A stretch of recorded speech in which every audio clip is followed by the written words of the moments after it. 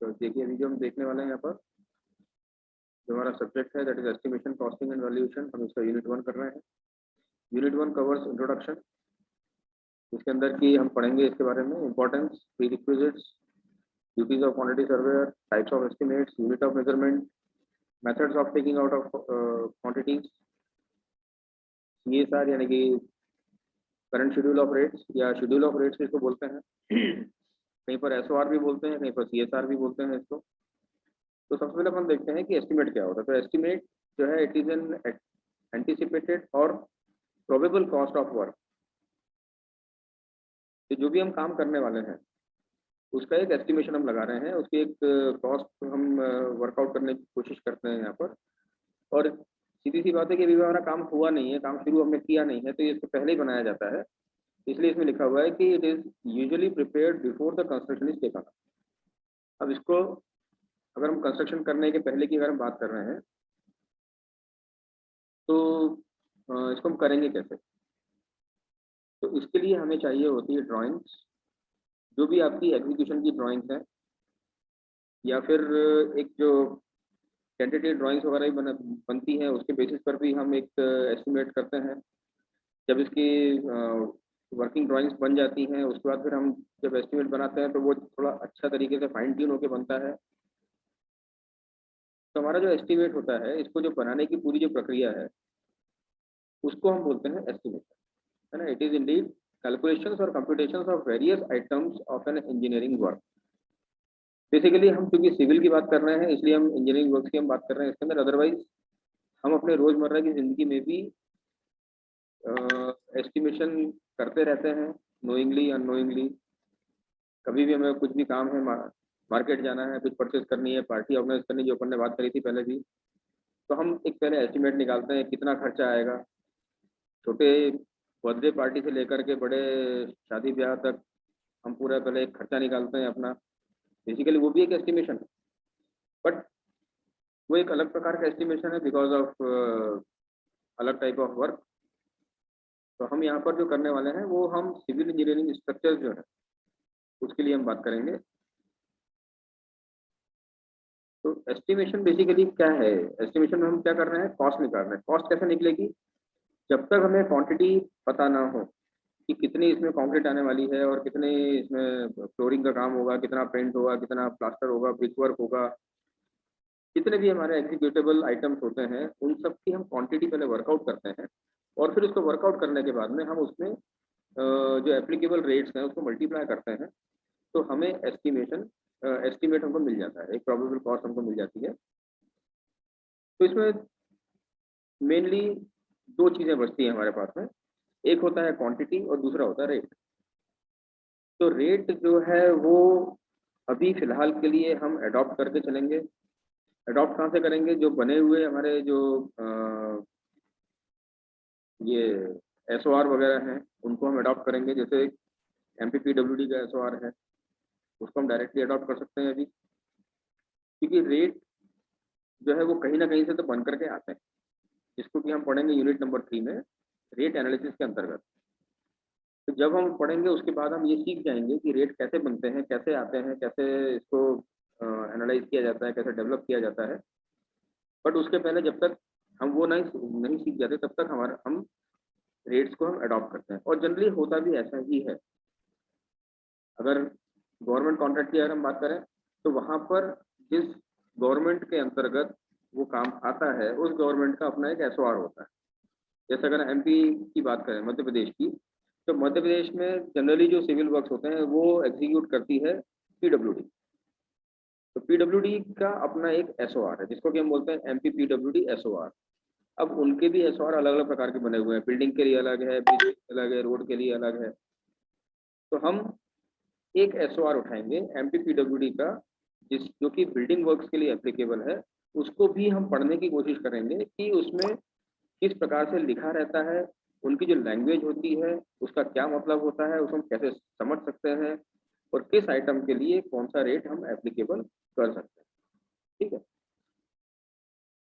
तो ये तो है हमारे रेट की बात। उसके पहले हमको चाहिए क्वांटिटी। तो अब हम सबसे पहले क्वांटिटी वर्कआउट करने की बात करेंगे कि क्वांटिटी हम कैसे वर्कआउट करें।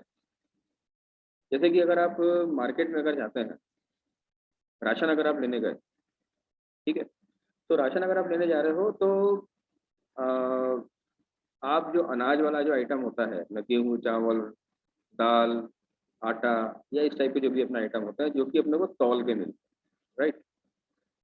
तो उनका जो रेट है वो भी पर केजी के हिसाब से रहता है। जैसे अगर आप आटा खरीदने गए, तो आप आटा खरीदोगे 1 केजी, है ना? उसकी जो यूनिट रहेगी दैट विल बी केजी, और उसका जो रेट रहेगा वो भी पर यूनिट रहेगा।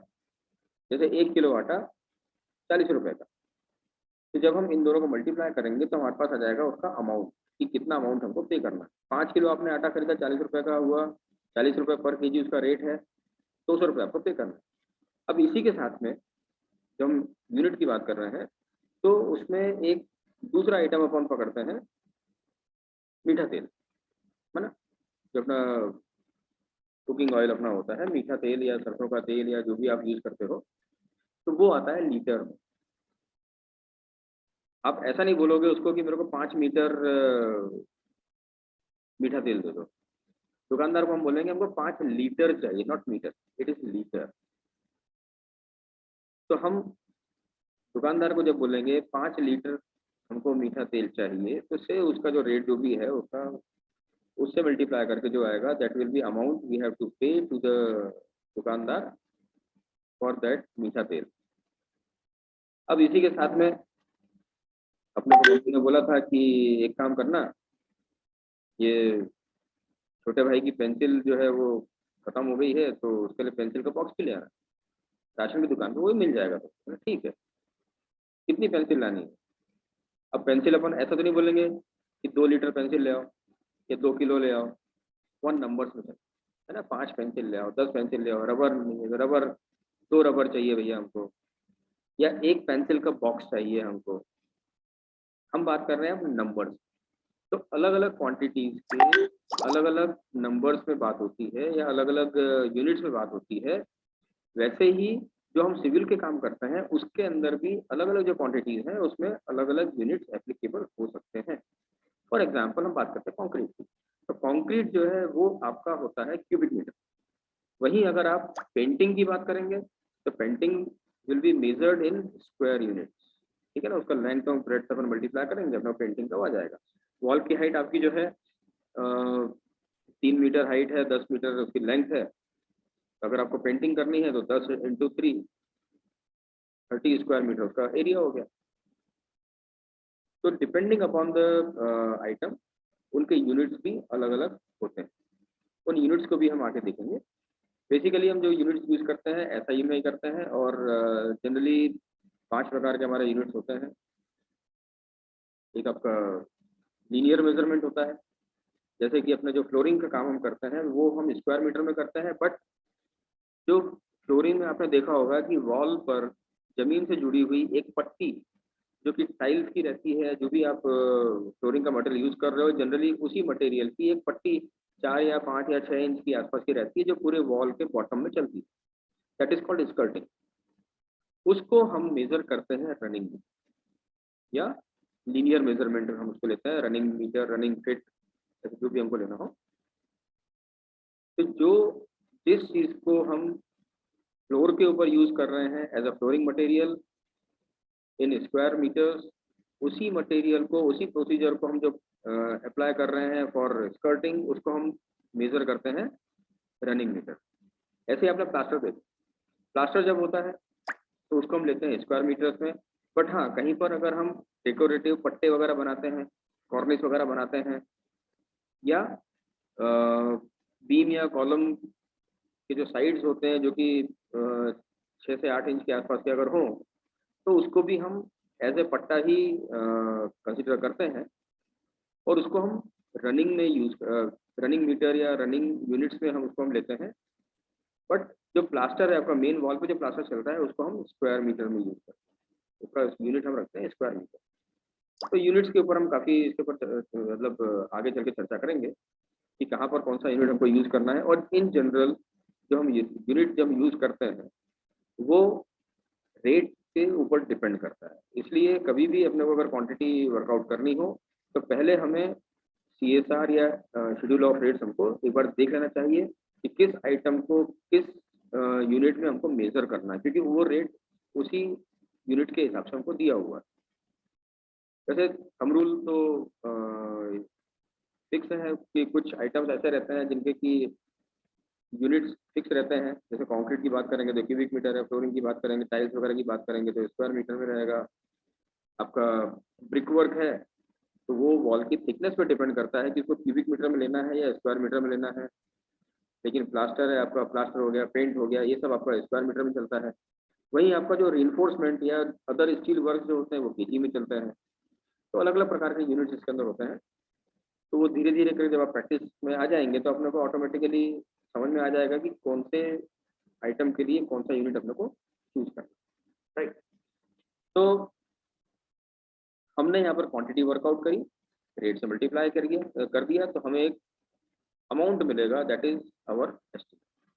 ठीक है, इसको आप बहुत अच्छे तरीके से ऐसे समझ सकते हैं कि जैसे आप होटल में खाना खाते हैं तो वहाँ पर जो मेनू कार्ड आता है that is our SOR, schedule of rate. एक रोटी तंदूरी विद बटर 15 रुपए, एक दाल तड़का 80 रुपए, या जो भी रेट्स है। ये हो गए आपके रेट, है ना, मैंने क्या बोला, रेट्स है। अब आपने जब खाना खाया तो खाना खाने के बाद आपने कुछ क्वांटिटी कंज्यूम करी, तो उस जो भी आपने क्वांटिटी ऑर्डर करी थी जो आपको सर्व हुई, आपने कंज्यूम करी, उसको आप जब रेट से मल्टीप्लाई कर देंगे तो आपका बिल बन जाता है। तो खाना खाने के बाद जो बन रहा है दैट इज बिल। और खाना खाने के पहले आप एक अंदाजा लगाते हो यार कि इवन 5 लोग हैं, उसमें ये अपन ऑर्डर करेंगे तो इतना अपना खर्चा टोटल बन जाएगा, जेब में इतने रुपए हैं, ये सब वो सब। तो खाने के पहले जो कर रहे हैं वो हम दिमाग में कैलकुलेशन कर रहे हैं, हवाई कैलकुलेशन है दैट इज, और उसी को हम बोलते हैं एस्टिमेट। तो किसी भी प्रोजेक्ट को एग्जीक्यूट करने के पहले जो हम उसके कॉस्ट एनालिसिस करते हैं दैट इज एस्टिमेशन। और जब फिजिकल स्ट्रक्चर खड़ा हो जाता है उसको जब हम मेजर करते हैं फिजिकली और उसके बाद में फिर हम उसको रेट से मल्टीप्लाई करते हैं तो वो हमारा बिलिंग का प्रोसीजर हो जाता है। तो कॉन्ट्रैक्टर को हम बिल वगैरह पे करते हैं, किसी बेसिस पे करते हैं। ऑब्जेक्ट ऑफ एस्टिमेशन क्यों करते हैं? The main object of estimation is to know beforehand the cost of work. If cost is greater than the funds available, attempts are made to reduce the cost by reducing the quantity of work or changing the specification. क्या मतलब हुआ है? इसका मतलब ये है कि हमारा जो ऑब्जेक्ट है एस्टिमेशन निकालने का, वो हम ये जानना चाहते हैं कि जो भी हम काम करने वाले हैं उसकी टोटल कॉस्ट कितनी आने वाली है। क्यों जानना चाहते हैं? क्योंकि हमें ये पता होना चाहिए कि हमारे जेब में कितना पैसा है और हम कितना काम करवा सकते हैं। हम ऐसा कभी भी नहीं कर सकते कि जेब में हम 1 लाख रुपए रखें और सोचे कि 2 मंजिला बिल्डिंग खड़ा कर देंगे हम, पॉसिबल ही नहीं है। भाई सीधी सी बात है कि आपको अगर बिल्डिंग बनानी है तो उसका आपने एक कॉस्ट एनालिसिस किया, उसका एस्टिमेशन बनाया, आपने देखा कि मुझे 20 लाख रुपए इसको चाहिए पूरे बिल्डिंग को कंस्ट्रक्ट करने के लिए। ठीक है, अब आप क्या करोगे? आप सबसे पहले ये देखोगे कि मेरे पास कितना पैसा है। भाई आपके पास 8 लाख रुपए 10 लाख रुपए है, ओके। बाकी का कैसे करोगे? क्योंकि आपको तो बिल्डिंग बनानी है, कैसे करोगे? सीधी सी बात, हम कहीं और से अपने फंड्स को अरेंज करते हैं, जिसको कि हम आम भाषा में बोलते हैं लोन। होम लोन अपन लेते हैं।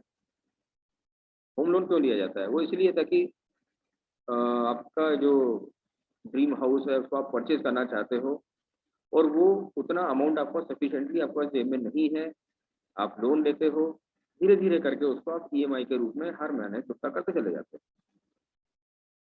इजी गोइंग आपका काम हो जाता है। बड़े प्रोजेक्ट्स जो होते हैं उसमें भी यही होता है, जैसे डैम का प्रोजेक्ट है, हाइड्रो पावर का प्रोजेक्ट है, या हाईवेज का प्रोजेक्ट है, या टाउनशिप वगैरह आप डेवलप कर रहे हो। बड़े बड़े जो प्रोजेक्ट्स रहते हैं अपने इंफ्रास्ट्रक्चर के प्रोजेक्ट्स, उसकी कॉस्ट लाखों में नहीं होती, उसकी कॉस्ट होती करोड़ों में। कुछ 1000 करोड़, 1000 करोड़, 5000 करोड़, 2000 करोड़, जो भी हो। तो उतना पैसा क्लाइंट के पास में नहीं होता है, उसको भी कहीं ना कहीं से फंड अरेंज करने में। तो जब तक मुझे ये नहीं पता होगा कि टोटल मेरी कॉस्ट कितनी आने वाली है, तब तक मैं उसका अरेंजमेंट भी नहीं कर सकता। अच्छा, और आप ये भी नहीं कर सकते कि चलो ठीक है जितना पैसा है उतना काम कर दो, उसके बाद फिर अपन कहीं से अरेंज करते रहेंगे, नहीं। ये हमें पहले ही पूरा अरेंजमेंट करके रखना पड़ता है, क्योंकि आप अगर काम कर रहे हैं और आपका पैसा अगर खत्म हो गया है, तो आप अगर उस वक्त किसी और से मांगने जाएंगे, तो ऐसा तो है नहीं कि आपके लिए सब बैठे हैं पूरी दुनिया में कि भाई चलो ठीक है, फलाना भाई व्यक्ति आने वाला है मेरे पास में, उसको मेरे को पैसा दूंगा तो मेरे उसके लिए अलग से निकाल कर रखो। कोई नहीं कर सकता।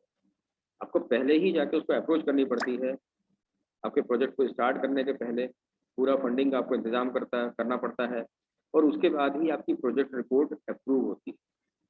तो ठीक है, टोटल खर्चा आपका इतना होने वाला है, आपने फंड कैसे अरेंज किए, आपकी खुद की इक्विटी या खुद का जो फंड है आपका वो कितना है, उसके बाद में आपका जो बैलेंस ऑफ फंड है वो आप कहाँ कहाँ से अरेंज कर रहे हो, क्या आपने उनसे बात कर ली है। अगर उनसे बात कर रखी है तो बहुत अच्छी बात है, नहीं करिए तो आपको करना पड़ेगी, ताकि वो भी फिर आपके लिए रेडी रहे आपको फंड प्रोवाइड करने के लिए, है ना। अ,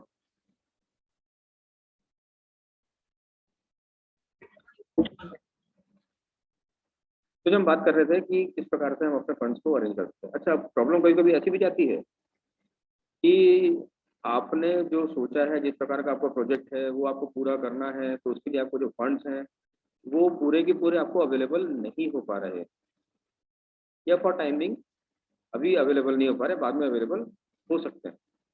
तो हम क्या करें, क्या हम काम रोक दें? भाई अगर मेरे पास अगर 80% अगर फंड अवेलेबल है तो क्या मैं पूरे प्रोजेक्ट को रोक सकता हूँ? नहीं।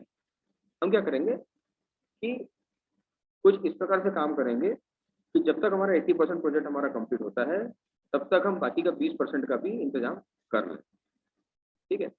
या फिर अब ये तो हो गया पूरा फ्यूचरिस्टिक डिपेंडेंसी वाला काम हो गया कि क्या पता आपका फंड अवेलेबल हो नहीं हो, पता नहीं।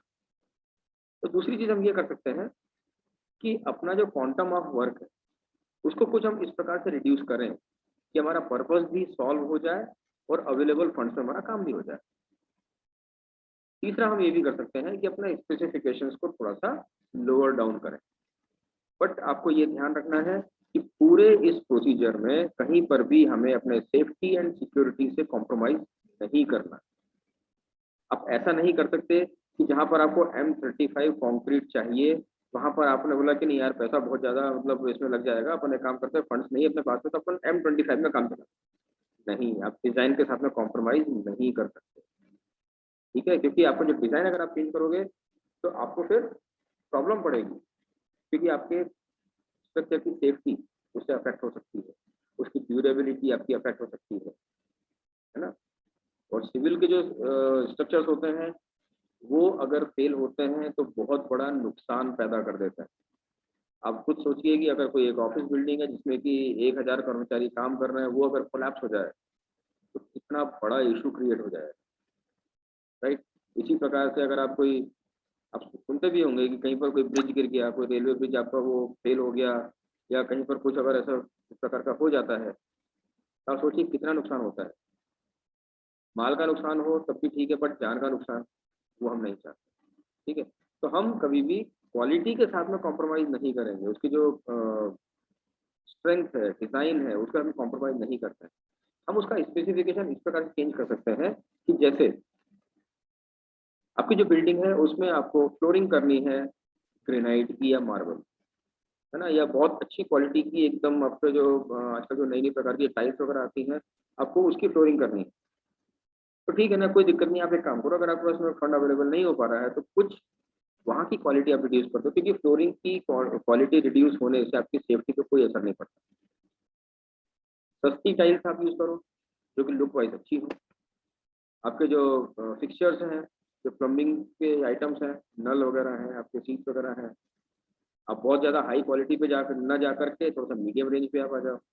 आपके जो पंखे हैं, ट्यूबलाइट है, स्विच बोर्ड है, तो इन सबको आप इस प्रकार से थोड़ा सा अपने क्वालिटी वाइज जो आपका मतलब जो शोबाजी वाले जो चीज़ें हैं, जिससे कि आपके सेफ्टी पे, सिक्योरिटी पे, डिज़ाइन पर कोई असर ना पड़ता हो, ऐसी चीज़ों में आप कॉम्प्रोमाइज़ करके थोड़ा उसको रिड्यूस कर सकते हैं। लेकिन वो हमको कितना रिड्यूस करना है, क्यों करना है, करना भी नहीं करना, ये हमें पता कैसे पड़ेगा? जब तक कि हम ये पता ना कर लें कि हमारे पास कितना फंड अवेलेबल है और कितना हमको चाहिए, और उसके लिए बेसिक चीज़ है एस्टिमेशन। ठीक है। तो एस्टिमेशन करने का हमारा बहुत बड़ा पर्पज यही रहता है, और इसके अलग अलग फायदे भी हैं। लोन के पॉइंट ऑफ व्यू से अगर आप सोचो, जब आप लोन लेने कर जाते हो मार्केट में किसी बैंक के पास में, किसी इंस्टीट्यूशन के पास में, तो सबसे पहले वो आपसे एस्टिमेट मांगता है, तो ये आपका एस्टिमेट कितना, तो उसका 20% आपको खुद की जेब से लगाना पड़ता है। उसके बाद फिर बाकी का जो पैसा है एज अ लोन आपको जो मिलता है वो तो भी स्टेज वाइज कंस्ट्रक्शन के हिसाब से, आपका प्लिंथ हो गया, फिर फर्स्ट फ्लोर का स्लैब हो गया, सेकंड फ्लोर का स्लैब हो गया, उसके बाद फिर आपका अलग अलग जो इनकी जो स्टेजेस रहती हैं, अलग अलग इंस्टीट्यूट अपने अलग अलग स्पेसिफिकेशन गाइडलाइंस और उनकी रहती है, वो फॉलो करवाते हैं आपसे। तो वहाँ पर भी आपका एस्टिमेट काम आता है। आप अगर अपनी बिल्डिंग का रिनोवेशन करना चाहते हैं, कुछ नया एक्सटेंशन करना चाहते हैं, एडिशनल अल्ट्रेशन करना चाहते हैं, तो वहाँ पर भी आपको एस्टिमेट चाहिए होता है। जहाँ पर भी आपकी फंड की आवश्यकता आपको पड़ने वाली है, वहाँ पर आपको एस्टिमेट बनाना अति आवश्यक है, इट इज मस्ट। ठीक है ना। तो जैसा कि अपन ने देखा इस स्लाइड में कि पहले हमें क्वांटिटी वर्कआउट करनी है। ठीक, तो क्वांटिटी वर्कआउट जो हम करते हैं उसको हम बोलते हैं क्वांटिटी सर्वे। तो it is the schedule of all items of work in a building. इस बिल्डिंग मतलब मैं यहाँ पर जस्ट फॉर बिल्डिंग बता, but it is related with all civil engineering structures जिनकी हम बात कर रहे हैं। These quantities are calculated from the drawing of the building। ठीक है, जो भी हमारा स्ट्रक्चर है उसकी ड्राइंग्स के बेसिस पर ही हम इसको वर्कआउट कर पाते हैं। तो quantity survey gives quantities of work done in case of each item when price gives the total cost.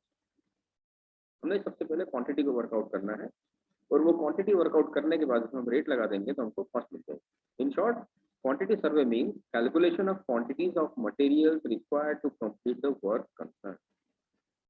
मतलब क्वांटिटी सर्वे का मतलब यहाँ तक सीमित नहीं है कि आपको कितनी कंक्रीट लगेगी या कितनी आपको कितना ब्रिक वर्क करना है। हम उसके आगे भी जाते हैं और हम ये वर्कआउट करते हैं कि आपका मटेरियल कितना लगना है। ठीक है, जैसे कि सीमेंट कितनी लगनी है, ब्रिक्स कितनी लगनी है, एग्रीगेट कितना लगना है, सैंड कितनी लगनी है, आपको टाइल्स कौन सी लगानी है उसके हिसाब से नंबर ऑफ टाइल्स कितनी लगनी है, आपको पेंटिंग मटेरियल कितना लगना है, डिस्टेम्पर आप अगर ओबीडी कर रहे हो या जो भी आपका पेंटिंग मटेरियल आप यूज कर रहे हो, तो पेंटिंग की क्वांटिटी आपको आ जाएगी स्क्वायर मीटर में। बट उसके बाद फिर हमको आगे ये भी निकालना है कि कितने लीटर ऑफ पेंट आपको लगेगा, और फिर हम प्लान करते हैं कि हमारा इस स्टेज तक हमको ये मतलब इस महीने में ये काम करेंगे, अगले महीने में ये काम करेंगे, इस साल हम ये काम करेंगे, उससे अगले साल ये काम करेंगे। क्योंकि कुछ प्रोजेक्ट हमारे चलते हैं 5-6 साल 10 साल के हिसाब से, कुछ प्रोजेक्ट्स हमारे कुछ महीनों के साथ चलते हैं। उसके हिसाब से जब हम माइक्रो प्लानिंग उसकी करते हैं तो वहाँ पर फिर हम उन क्वांटिटी को नोट डाउन करते चले जाते हैं कि हम इस महीने में इतनी कंक्रीट करवाने वाले हैं तो हमको इतनी सीमेंट लगेगी। तो उस सीमेंट को ऑर्डर करने के लिए हमें इस तारीख को बोलना पड़ेगा। ठीक है, आप एक साथ पूरा मटेरियल भी कंज्यूम नहीं कर सकते, मतलब स्टॉक नहीं कर सकते ना, स्टेज वाइज आपको चाहिए होता है। तो हमारा जो क्वांटिटी सर्वे है इसके बेसिस पर हम बहुत सारी चीजें आगे करते रहते हैं। आपकी ऑर्डर क्वांटिटी कैसे निकालोगे आप, है ना, कब ऑर्डर करना है, कितनी आपको लगने वाली है, तो ईच एंड एवरीथिंग हमारे इस क्वांटिटी सर्वे के ऊपर डिपेंड करता है। ये हम बात कर रहे हैं फिजिकल मटेरियल। अब हम आते हैं फंड के ऊपर। तो रेट जब हम उसमें एप्लीकेबल करते हैं तो हमको अमाउंट मिलता है। तो रेट सेकंड चीज जो हमारी है, दैट इज मतलब जो second most important is rates या यूनिट रेट्स भी बोलते हैं इसको अपन। The rates of various item of work material to be used in the construction and wages of different categories of labor should be available for preparing an estimate. The cost of transportation charges should also be known. As far as possible, sanctioned schedule of rates shall be followed, or the rates may be worked out by the analysis of rate method. जैसे कि अपन ने पहले भी चर्चा कर ली है इसके ऊपर, या तो हम शेड्यूल ऑफ रेट जो है जो कि क्लाइंट और कॉन्ट्रैक्ट ने एग्री कर रखा है कि हाँ ठीक है भैया, इस वाले शेड्यूल ऑफ रेट को हम अडॉप्ट करेंगे और इसके रेट्स हम एप्लीकेबल करेंगे, या फिर जो उसमें रेट्स अवेलेबल नहीं है या हमको फ्रेश अगर बनाना हो तो फिर हम एनालिसिस ऑफ रेट्स करके हम उन रेट को डेवलप कर लेंगे।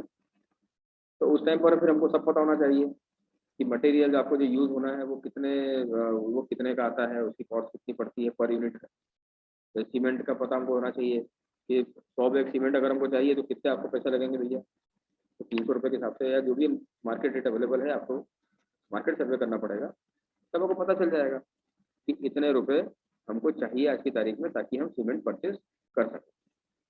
इसी प्रकार से जो भी हमारा मटेरियल वर्कआउट हमने किया है, उन सब का रेट हमें पता होना चाहिए। आइटम हमको जो एग्जीक्यूट करना है, उसका हमको रेट पता होना चाहिए। तो इसके हिसाब से हम अपना फिर एस्टिमेट तैयार कर सकते हैं। तो बेसिक जो हमारी दो चीजें थी, क्वांटिटी सर्वे एंड रेट। ठीक है। इसके बाद हमारा एक इम्पोर्टेंट आइटम आता है स्पेसिफिकेशन। तो स्पेसिफिकेशन में होता क्या है? स्पेसिफिकेशन में आपको ये बताया जाता है कि आपको किस क्वालिटी का मटेरियल या किस क्वालिटी की वर्कमैनशिप या किस क्वालिटी का काम आपको करना है। ठीक है। तो स्पेसिफिकेशन के बारे में हम अपने नेक्स्ट लेक्चर में देखेंगे। यहाँ पर मैं अभी इसको क्लोज कर रहा हूँ, है ना। तो टिल नेक्स्ट लेक्चर, जो कि हम डिस्कस करेंगे स्पेसिफिकेशन अगले इसमें। अभी हमने जो बात करी है, तो क्वांटिटी ऑफ मटेरियल करी है, रेट की करी है, हम जस्ट अभी इंट्रोडक्शन दे रहे हैं, है ना। सिर्फ अभी ओवरव्यू चलता है, बिल्कुल ओवरव्यू चलता है। अभी इसके डीप में हमें आगे के फर्दर लेक्चर में हम जाएंगे, और स्पेसिफिकेशन के बारे में आपको मैं नेक्स्ट लेक्चर में बताता हूँ। ठीक है।